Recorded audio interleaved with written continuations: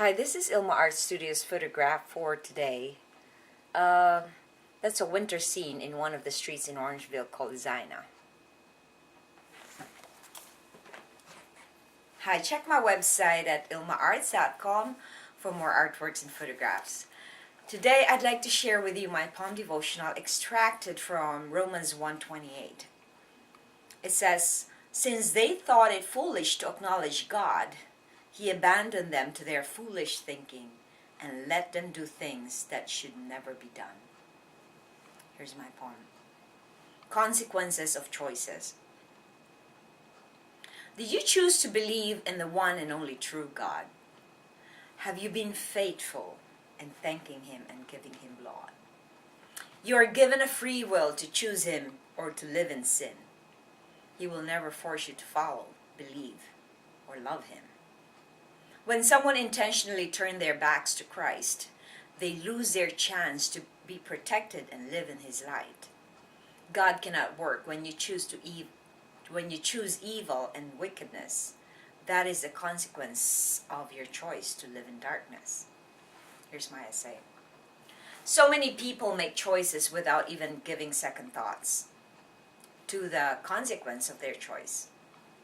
It is utter folly to disregard the law of sowing and reaping. What we plant is what we are going to harvest. In science, we study the law of cause and effect. In God's economy, we harvest fruits of the Spirit if we abide in Him. The Bible in Romans 1 explains the consequences of choices we make. In this chapter, we are given an illustration of how God allowed His people to suffer the consequences of their choices to turn their backs to God. As a result, God abandoned them to their foolish thinking and they became prisoners of sin. Prayer. Lord, help me to always make the right choices. Reflection. How do we know if we are making the right or wrong choice? If you do not know the Word of God, you will not know whether you're making a wrong or a right choice. The only way we can gauge a wrong choice is dependent on the truth that God says in His Word. If we make a choice that is based on the lie that is being perpetuated in our life by the enemy, then definitely that choice will be a wrong one. And that's why it's really very important for us to align our will with God's will. If our will is not aligned with God's will, there will be so many consequences to that. And I am a living testimony of all the consequences that the wrong choices I made has in my life. I still suffer the consequence of that, but I do my best to continue to follow now that I'm in the light, now that I live in the light, now that I'm not living for myself, now that I'm living for God. I do my best to avoid wrong choices.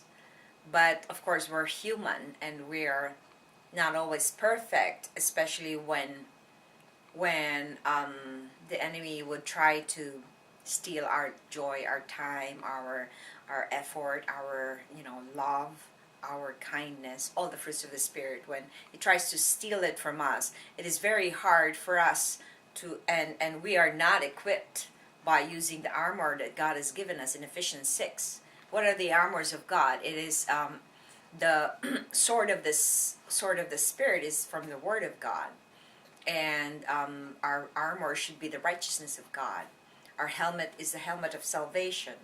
Our can't remember all the others, but if you go to Ephesians 6 verses 11 to 18, you will know all the armor that you should wear. Because when we go out in the world, we're not naked. We use our clothes to protect us from the weather, to protect us from being hurt. And the same thing, when we wear our armor, we are spiritually clothed with the armor of God. And then we can protect ourselves from all the tactics of the enemy. And then we are able to make good and right choices in our lives. Thanks for watching, and I invite you to make the right choice always and to equip yourself with the armor that God has given us and to be in the Word and abide in Him. Thanks for watching.